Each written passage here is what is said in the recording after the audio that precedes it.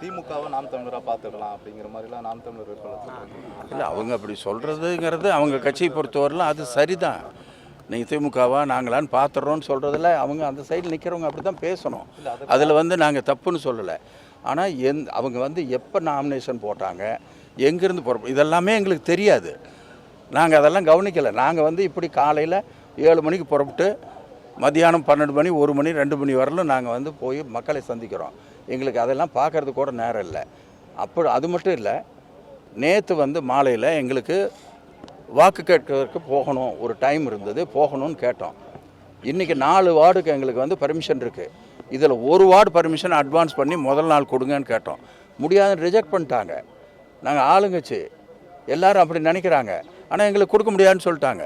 அதனால் விதிமுறைகளை எந்த காரணத்தை கொண்டும் மீறக்கூடாது. ஒரு இடத்துல ஒரு போர்டு இருந்தது. அந்த போர்டு அந்த காலத்துலேருந்து அவங்க வச்சுருக்காங்க. அந்த ஜனங்களுக்கும் தெரியல, அந்த வீட்டுக்காரருக்கும் தெரியல அந்த போர்டு இருக்கக்கூடாதுன்ட்டு. அதுக்கு போய் ஒரு நோட்டீஸ் கொடுத்து ஒரு எஃப்ஐஆரே போட்டிருக்காங்க.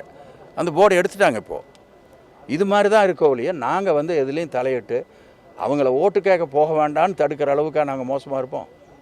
வந்து நல்லா கேட்கணும், நாங்களும் கேட்கணும், பொதுமக்கள் ஒரு முடிவெடுத்து ஓட்டு போடணும். அதே